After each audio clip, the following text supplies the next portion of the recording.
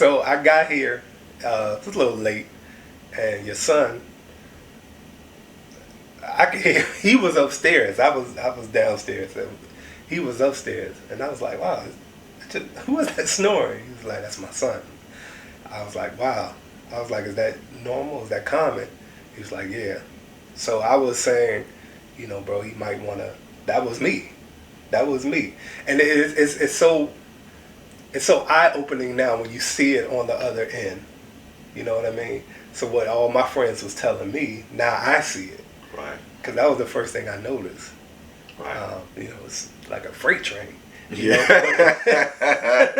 But also, he would like stop, and then it would be quiet, and then he would start again. Welcome to the Clear in the Air podcast with D and Q. I'm D. And I'm Q. Hey man, we got a topic I feel like we need to do a series on. Okay. And I feel like that topic is men's health. I feel like us as men, we don't talk about our health enough. We don't put a priority on it. You know, we'll rip and we'll run. We'll do what we need to do. But we don't take the time for ourselves. Self-care. Correct. And so today we want to talk about a topic that you could really shed some light on for us. And I'm sure there are masses of people out here who either are dealing with this or have dealt with this. What are we talking about? Sleep apnea. Just kind of talk to us and tell us about what your experience has been with sleep apnea. All right. Well, first, good to see you, my brother. Oh, right? Good to be in the same building. Yeah. You know what I mean? Yeah. Filming this together. Yeah. So it's always a blessing when we get together. For real. Break bread. For real. Yeah, I can talk about it. More so, I want to focus on like just good sleeping habits, sleeping health. I don't think a lot of people generally think about, you know, good sleeping habits when they think about overall health. Agreed. And it is very important. So we want to shed some light on that. My experience with sleep health. So when I was born, I actually had bronchitis for a little bit. So that actually started it. And I used to get strep throat every year. Wow. Yeah, every year I used to get strep throat. And thankfully I, grew out of it, started getting like every other year. Now I couldn't tell you the last time I've had strep throat. Wow. Whenever, a doctor or so inspected my throat, the first thing they would say is, wow, you have huge tonsils. And so, my thing was, okay, well, do we need to take them out? Do they need to be removed? Because, as a child, you hear a lot of children get their tonsils taken, and it's easier when you're younger. Right. So, but they always said, well, no, because it's not causing any effect on anything else. So there's no need to have an unnecessary surgery if it's not causing any other issues. So I've never had to get them removed, or they never recommended that I got them removed. I believe I had my adenoids removed. Matter of fact, I'm pretty sure I did. So, but as I've gotten older, as far as I can remember, I've always snored. It's probably more so a hereditary thing. But, and I think that's why I didn't really think nothing of it. Right. And again, they were saying, your tonsils are huge, but you don't need to take them out. So I'm not thinking nothing of it. Right. But as I got older, the issues had gotten, more severe. What are some of those issues? Well, just socially, you know what I mean? I'm just, whether, you spending the night over your friend's house or, you taking a trip, and then now, you might take a group trip with your homies or, you might take a trip with a young lady or something and, right. And you snoring. So, it can be kind of embarrassing. Right, You don't want to fall asleep nowhere in public. It could be at the doctor's office. It could be on a plane. It could be, wherever. You have to be cognizant because, you snore. And it could be an inconvenience to other people. Right. So that was kind of always an issue always in the back of my head. The problem now, the problem recently was I started waking up in the middle of the night several times. Wow. And also I was waking up feeling tired. I wasn't, even if I got a good amount of sleep at night, I was still waking up tired, and I found myself having to take naps. And then, you know what I mean? Be in a situation where, maybe a certain young lady would say, you stop breathing in your sleep. It sound like you gasping for air, which was essentially why I would wake up, because I'm kind of like gasping for air. So those things were happening, and at one point I was like, I need to get a sleep study done, find out what's going on, and how we typically do. I just kept pushing it off. Right. And yeah. How long ago would you say that you noticed this to a point to where it was affecting you in the manner in which you're talking about now?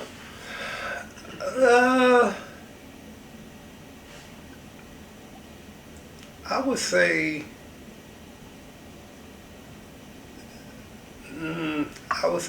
maybe within the past 5 to 7 years.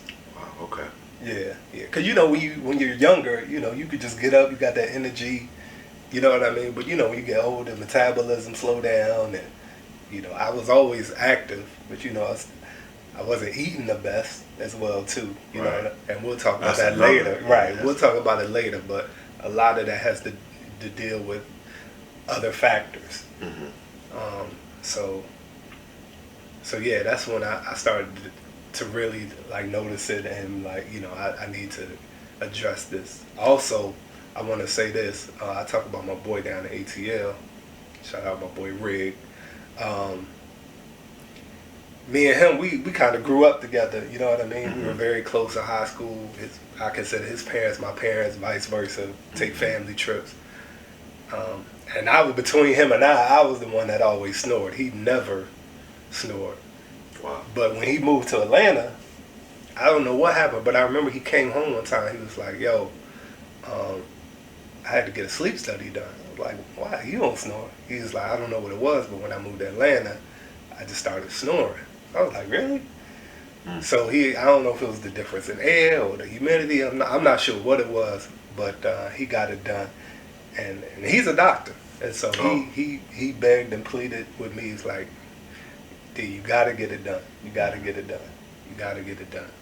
And so, again, I pushed it off. And then when the pandemic came, I was like, all right, we got nothing but time. We at home. Can't really go nowhere. Perfect time for me to get it done. But as with everything in the pandemic, a lot of hospitals were booked, doctors were booked, so everything was pushed, delayed. So yeah. But something specifically happened to make me finally want to get it done. I can't even lie, but can you share that or no? Man, why not? Share it. Oh man, I hate putting myself out there like that, but think about it like this: you're getting ready to help somebody.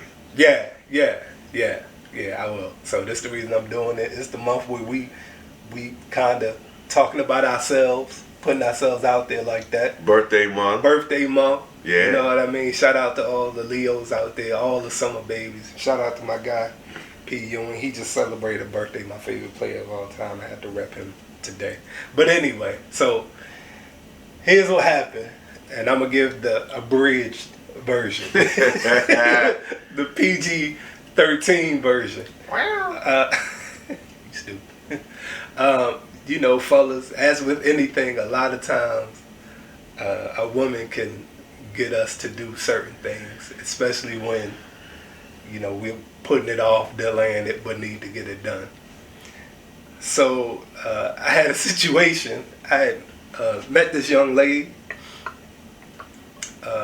hit it off. Maybe went on a date or two. I can't remember.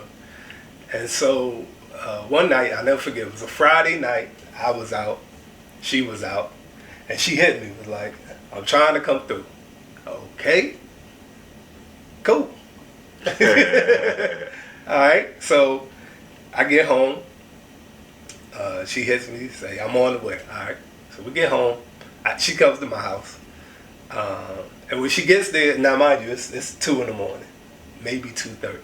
She gets to the house. She's hungry, wants something to eat. I fix her something to eat. So now it's pushing like 3 o'clock. She came through.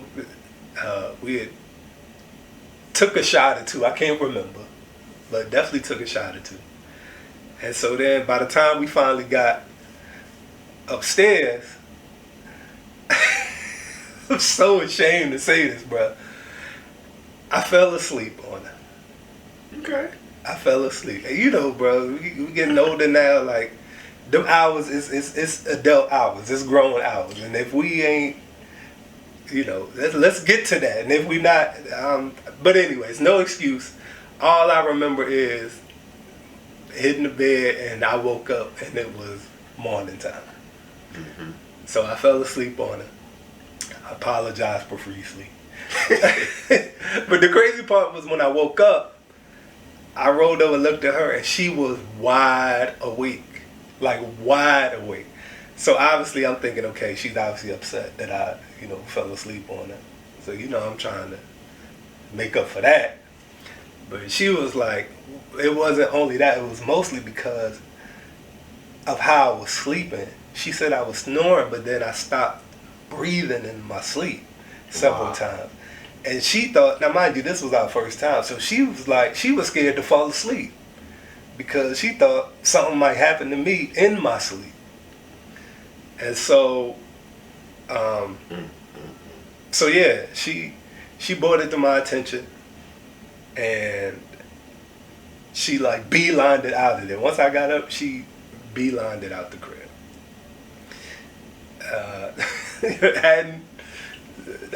Didn't see her again. She got my favorite T-shirt too. I gave her a T-shirt to sleep in there. She might have saved your life, though. Yeah, but my T-shirt, bro. Yeah.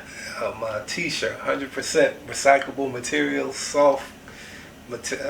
She got my T-shirt. If I can get that back, I would appreciate that. I'm just playing. I'm just serious though. If I can get my shirt back, that would be very nice of you. But anyway, so at that point, you know, I was like, man, this is the last straw. Is this year? This was, it was either earlier this year or the end of last year. I can't remember. Okay. I want to say, I'll put you like I would this. have to look back. So putting a timeline to this, basically, you've dealt with this for 5 to 7 years. Right. You're just now, either at the end of 2021 or the current year. It has not been a year. No, it definitely has not been a year. Right. So that being said and done, you literally have this situation that you struggled through unknowingly, in a sense. Right. Okay. You knew you snored, but didn't know probably the more serious situation. Right. Until it was brought to your attention within the last year. Right. And then. And it had been brought to my attention before. Mm-hmm.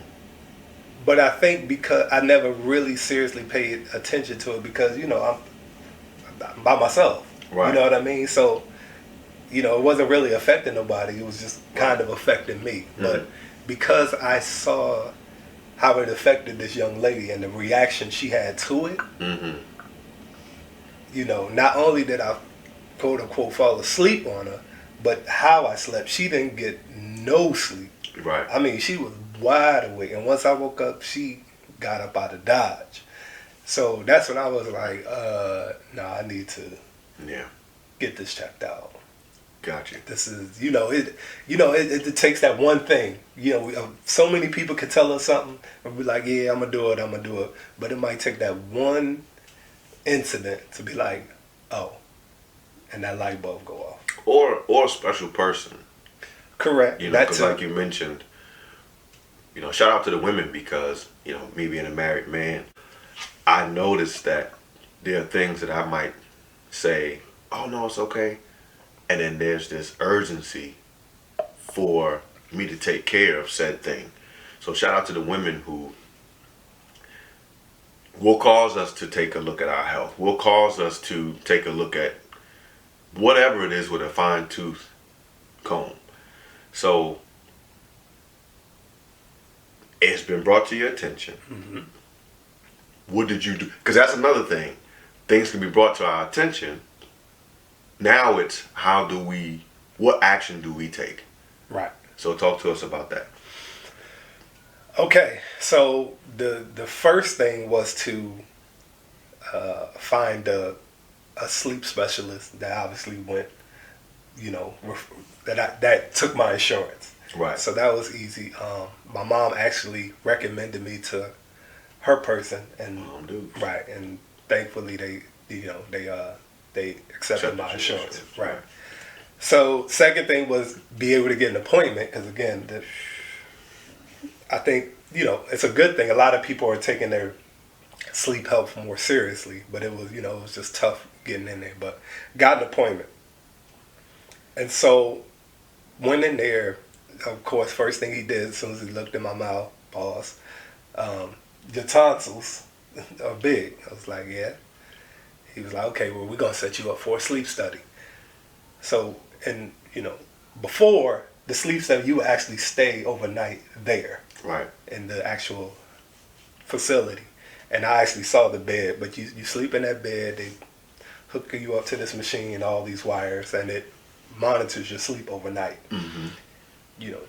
Changes with the pandemic and also changes with insurance. You do it at home now. You can still do it in the center, but it's a lot harder. It's a lot more hoops to jump through. Right. So I really didn't want to do it at home. I kind of wanted to do it at the center so somebody could kind of monitor me and, make sure everything is hooked up properly. But I had to do it at home. So I did it at home. It's a pretty easy setup. Just got the machine. You had to sleep with something like in your nose overnight, and that was, the challenge, just to make sure it didn't fall out your nose over the course of the night. But everything worked out fine. It took my results, and I dropped the machine back off. And so they called me back the next week, was saying, "Hey, can you come in?" Mm. Okay, cool. So I came in, and he pretty much said, "You have severe sleep apnea." Mm. Severe, right. Right. And so I'm like, okay. And I knew it was, sleep apnea, but I didn't know it was severe. So I can't remember how he worded it. I remember the number 30 or something 30 something. I don't remember if he said I stopped breathing 30 sometimes per minute or 30 sometimes per hour. I can't remember which one it was. But basically, whatever it was in the severe category of you should not be breathing that many times in that specific amount of time. Wow. So he said, I'm going to recommend that you get a Cpap machine. If y'all don't know, the Cpap machine is the machine that it's like a mask you put over your nose and helps you, oxygen. Right. Helps you breathe. You wear it at night. I think you fill the thing up with water. Blah, blah, blah. Right. Yeah. He was like, I'm going to recommend that you get a Cpap machine, and I'm also going to refer you to an ear, nose, and throat specialist. I said, okay. So I called the Cpap place, as of course what they said. We're on back order. Yeah. We're on back order. But they were saying you have to pay a deposit, and then you have to pay a monthly fee until you pay it off, which would be like 10 months. But I had to do that to even get on the waiting list for the machine. That's crazy. And so I was like, something was telling me, before you do that, try to see the ear, nose, and throat doctor. So I called the ear, nose, and throat doctor, and again, they were backed up, didn't have another opening for another month, right? So I have the Cpap people telling me, your machine you won't get for another month, but we need your deposit now. I have the ear, nose, and throat specialist saying, we don't have no empty slots for another month. So I'm like, most people, let's just say this real quick, sorry. Most people would have stopped right there. Right. But you know us, we go right to GOD. So I said, GOD, I need you to make a way. I need you to make a way. So I told the receptionist at the ear, nose, and throat, I said, well, please put me on the cancellation list. And if you have any cancellation, please call me. She said, okay. I want to say that was a Thursday or a Friday. I'll never forget that Monday. It was late. It was like 5:30. I was out somewhere. I might have been maybe getting something to eat or something. And I got a call from this number, and normally I don't answer, numbers that you don't have in your phone. But something told me to pick it up. I picked it up. It was the nurse. She said, we had a cancellation. We have an open. Yes, I'll take it. Yes, I'll be there. So I get in there, ear, nose, and throat specialist. And so I'm giving him my little background, pretty much what I told y'all. And I said, I want to warn you before you look, at my throat, I have huge tonsils. He's like, okay. So I opened my mouth. He looked. He said, wow, your tonsils are humongous. Sheesh. Right? So I was like, yeah, I know, blah, blah, blah. But this is why something was saying, go see the ear, nose, and throat, because he made it plain. He said, basically, your tonsils are so huge, they're blocking your airway. He said, when you sleep at night, everything relaxes. And because your tonsils are so big and your tongue relaxes, you're gasping for air because your airway is blocked. So he said, normally I would not recommend a tonsillectomy for someone of your age. Obviously, it's better the younger you are, the older you are, the rehab or the recovery is brutal. He said it's going to be a brutal 2 weeks. He said, but your quality of life will be so much better. Right. So I'm thinking about it. I'm like, man, and I've never had surgery before. And I know people think, well, it's just your tonsil move. That's not really surgery. It's a surgery. It's a surgery. You're getting put to sleep. You're getting operated on. It is a surgery. So I was like, all right, well, let's do it. Let's do it. Prayed about it, talked to my parents about it. Let's do it. So, again, as with the surgery, everything is booked up for months, right? Everything is booked up. This is February. This is February this year. So everything is booked up. And he was like, I could do it. I do it at. He does it. He did the operation. He does the operation himself. He was saying we could do it 1 or 2 places. He said on Wednesdays we do it at the hospital, and the pre-op is done there. So my COVID test, all my pre-op stuff is there. At this place that he does it on Fridays, it's more of an outpatient place. You got to get your COVID test and all your pre-op stuff done on your own. So obviously the better option was the hospital. But that was booked up through like April and May. Now mind you, this is February. I really didn't want to wait that long. So again, GOD, I need you to make a way. I need you to make a way. So I'll never forget, I called the Thursday before Valentine's Day. Valentine's Day was on a Monday. So whatever that Thursday was, I called and I said, hey, I definitely want to do it at the hospital.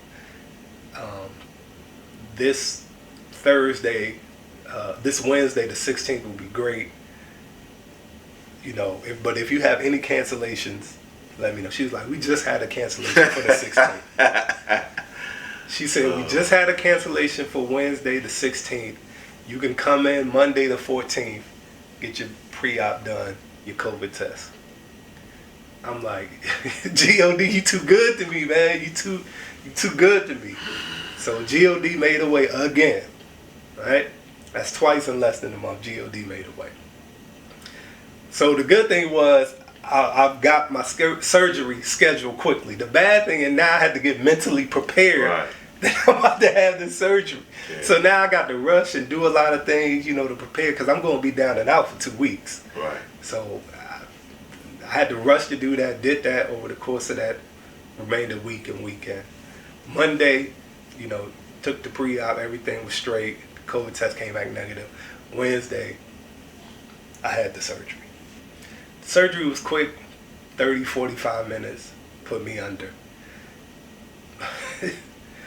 The recovery, the 2.5 weeks, I can't explain it. It was ungodly. It was ungodly, bro. So we're gonna get to that in a second. So you guys might not have noticed per se, because at that time we had maybe 2 podcasts or so in the chamber. But the schedule that we were on of recording weekly obviously got thrown off. I think it did toward the end. Yeah, I think it did impact us. Yeah, because you couldn't talk. Right. You couldn't talk. Right. So you called them. I think there was a point in time where your mom had even texted. Yeah. Everybody was hitting me up, phone going crazy. Mm-hmm. Mom's just sent out a text letting my close people know, what the situation was. Yeah. So briefly kind of talk to us about the recovery. I know it was rough. They said it was going to be brutal, but what did that look like for you? And just FYI, it doesn't necessarily mean that if this is a situation you're dealing with, right, that it's going to impact you the same. It could be a lot less. It could be worse. Right. But again, I just love the fact that we're talking about it, because again, us as men, we delay. And again, he still could have not taken action. Sometimes we can get discouraged by things. The fact that it took a while to get stuff scheduled. We realize that the pandemic has really put a hold on things. Also, I'll say this before I let you go. You also realize that due to the pandemic, or I would beg to differ or even ask, do you think that the pandemic has caused us to maybe look at our health and look at different things more closely because we have more time to do that? We're home. So, you're making more appointments, you're doing different things because you have the time to kind of focus a little bit more on yourself. Do you think that might have played a part also as to why you looked into things too? Yeah, definitely. Like I said, going into the pandemic, I wanted to make some changes, whether it was professionally, whether it was personally, whether it was health-wise. I went into it, during the pandemic, deciding that I was going to make some changes. Some things that I was prolonging, some things that I always wanted to do but maybe didn't have time or wasn't maybe even scared to do, I was going to do. Right. And I did. So this situation definitely fell into that category. By the way, the podcast was birthed right as a part of what he just said as well. And we ended up mentioning it, and then it's happening. And this is how we're talking to you today about sleep apnea. So talk to us about that recovery, what that looked like for you. Right. So the recovery was brutal. I'm not going to lie. And they were very honest about it. So going into it, I knew what it was. But, it ain't nothing like when you're in it and doing it, So after the surgery, I couldn't drive, obviously. So I rode with my parents, and I stayed at my parents' house for 2.5 weeks. Could only eat popsicles or pudding or that was pretty much it.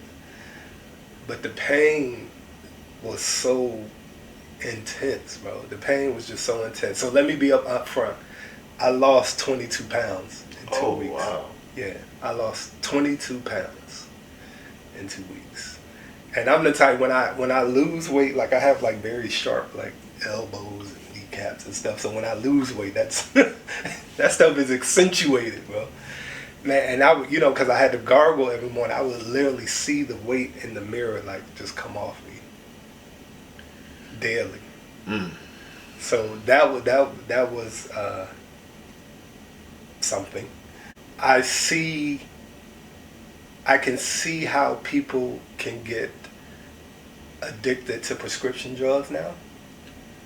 I definitely have a greater acknowledgement for how that can happen. I think that's one of the differences with me and someone who's addicted to prescription medication. If I didn't have the pain, the physical pain, I wouldn't, there was no need for me to have those pills. And I think, the person that might be addicted to them, they're just taking them for whatever kind of, it may be some other pain that they're dealing with. Just the pain of life, you know what I mean? Just going through their day to day. I think it would be an interesting thing to research, but I definitely have a bigger, I don't want to say appreciation, but I can acknowledge now how someone can do it, because they have an effect on you. And in this case, it was definitely a positive effect on me, because that pain. But yeah, man, because I wasn't eating, or eating very little. I remember at the beginning, I couldn't even swallow the pills. I had to crush them up. Drink them. Either that or put them like in the pudding or Jello or whatever and try to eat it. But yeah, it was an intense 2.5 weeks. Around the 5th or 6th day, they said the sutures or the stitches or whatever they call them would possibly come out, and there might be some bleeding. Where I woke up one morning, blood just everywhere, just coughing up blood, this and that, blah blah blah. So, I had to get. They rushed. My parents took me to the doctor's office just to make sure everything was straight. He said it was fine. That's just normal. Gave me some more prescription because I had ran out. So, but yeah, I'm not going to dwell on that too much. The recovery period was tough, but fortunately, I am here to say that I got through it. I made it out. Special thanks to my parents for doctoring me up, keeping me healthy. And I definitely sleep better. I feel better. I'm breathing better, even on the court or working out. I'm definitely breathing better. I have been told that I'm not snoring. I don't snore anymore. Yeah. I believe I should get another sleep study just to be sure. So I do plan to do that. Those things are expensive. Those sleep studies are expensive, and for some reason, a lot of insurance places are not covering a lot of that stuff. Or you got to show like the steps that you're doing. Like you did this, and you did this.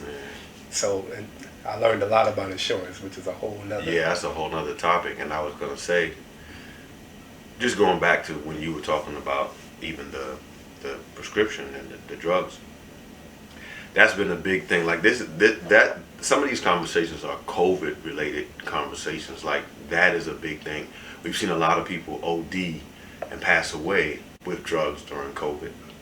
And then also just the challenge with insurance, whether you have insurance, number one, but then the second thing is what your insurance covers. And so that can be another stumbling block. Right. So just thank God, man, that things worked out. Right. Recovery was brutal, but sometimes things get worse or have to get worse before they get better. Right. And we're whole as a result of an action that we took.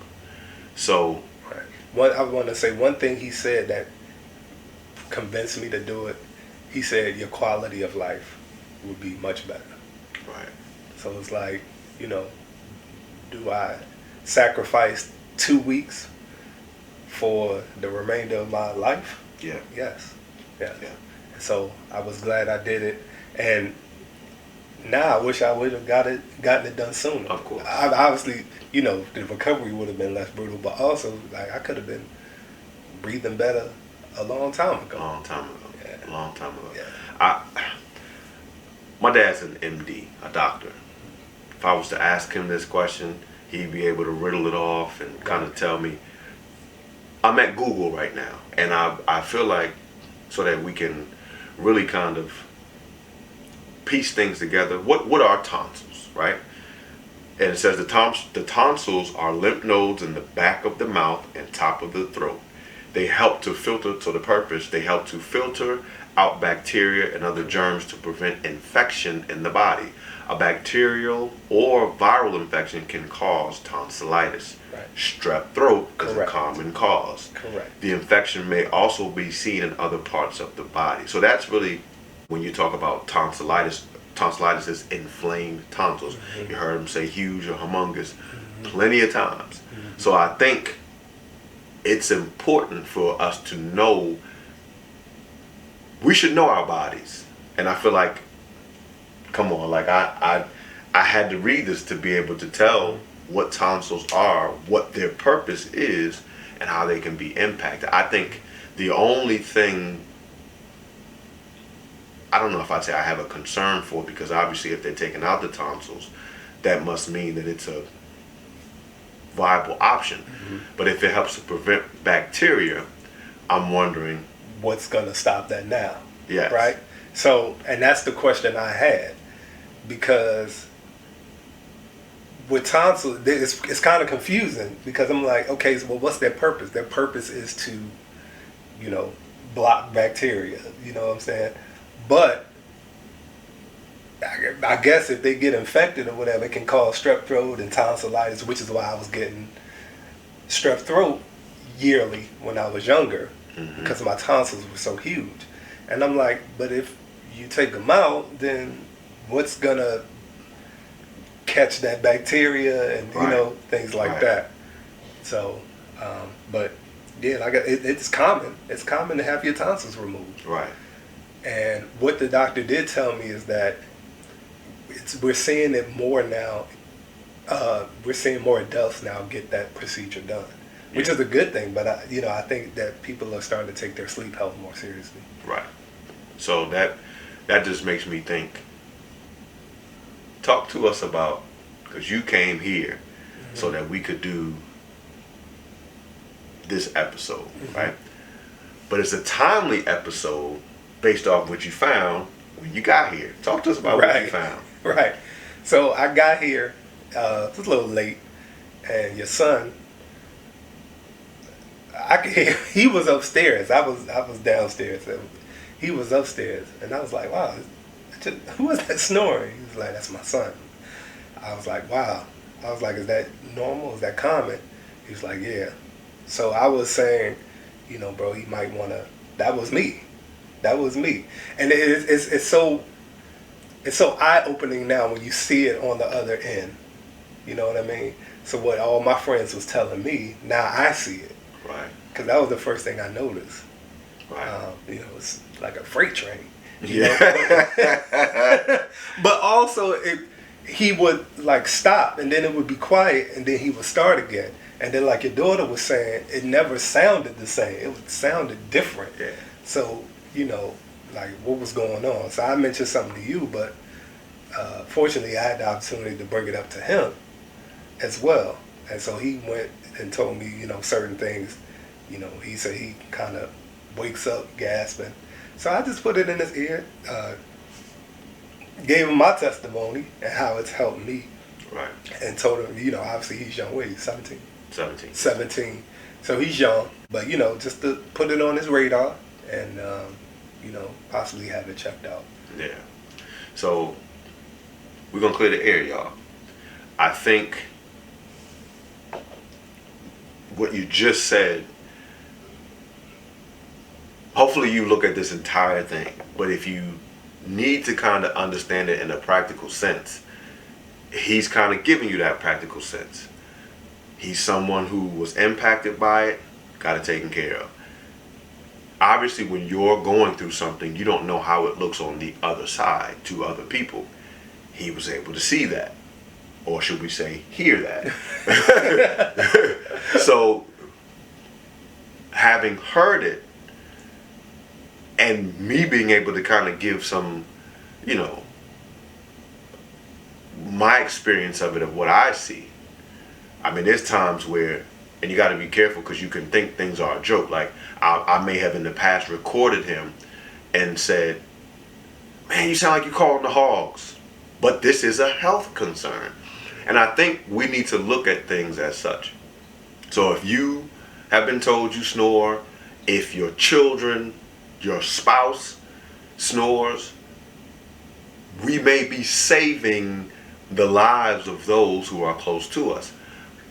My son wakes himself up from snoring. And maybe it's not necessarily that you're waking yourself up from snoring, but maybe it's because you're able to catch your breath. And I don't know the specifics on it, but you just look at it and say, hey, you don't have to live like this. So I always feel like if we can do something to improve the quality of our lives, why not do it? You know, there are things that, yes, you might have to jump through some hoops, especially now because we are still in that COVID era. And now we're talking about monkeypox and stuff like that too. We need to put our health and make our health a priority for ourselves as men, for the families that we raise. Even if you've got kids, you broke up with the woman and your kid is in another home, your children are in another home, it is still our responsibility to have the knowledge, take that knowledge and apply it to our families, to our loved ones, to our friends, whoever. So if you snore, or from the scientific term, you suffer from sleep apnea, please have it looked at. Do the investigation. Speak to your doctor. If you don't have insurance, that's another story. Maybe hit us up offline because there's different things that can be done. Right. But please, take it serious. Take action. It's important with COVID because, you know, a lot of time COVID affects your lungs and your breathing. That's how a lot of people were passing away. So important breathing and sleeping habits is very important, especially during this COVID era. Two, a lot of other factors may go into the way we sleep. It can be, you know, our weight. Yes. It could be hereditary things. It could be diabetes. It could be all that stuff kind of links into, you know, how we sleep. I bring up Reggie White. Reggie White, Hall of Famer in the NFL. He died around, I want to say 42 or something, from complications and sleep apnea. His sleep apnea, you know, aided in his demise. And then three, my third point. If you have to get the Cpap, a lot of people don't want it because they don't want to have to wear stuff every night. They think it's embarrassing. They don't want to have to take it when they go out of town, go out on trips. Look, y'all, it's about your health. It's about your health. You want to live. You want to be here for your kids, for your grandkids, for your spouse. You want to live. And now, as with anything, they've made improvements on the machine. Now you can get it. I think it's just small, like a little nose strip or whatever. Don't let the frustration or the inconvenience of getting a Cpap cause you to prolong you addressing your sleep health. Sleep health is very important. It's an aspect of health, of good health. You know what I mean? A lot of people may say, 8 hours a day, try to get 8 hours of sleep. I don't know about all that, but I know you need quality sleep. That's the importance. You can have 12 hours of sleep, but if you're only getting 1 to 2 hours of quality, uninterrupted sleep, then that's not going to do any good.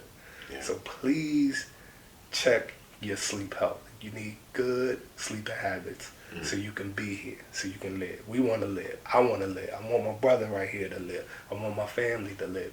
Your kids want you to live. Your husband, your wife, your parents, they want you to live. Be here as long as you can. So please address your sleeping health. I'm glad I got it done eventually. I wish I would have got it done sooner. Right. I can't stress it enough. Please check on your sleep health. And we want to hear from you. If you're someone who has dealt with this, is dealing with this, or you have someone who's close to you that is dealing with this, We want to hear from you. If you want to hear more specific things, more specific steps, reach out to us, which leads us to say, make sure that you subscribe to this YouTube channel. You can see all of the shorts. You can see all of the full episodes that we have. Make sure that you're also following us on Spotify and Apple Podcasts. You can also check us out where you'll see our clips. Twitter, TikTok, Facebook, and of course Instagram. Yeah. All right? So listen, we look forward to hearing from you guys. Take care of your health. Peace. Peace.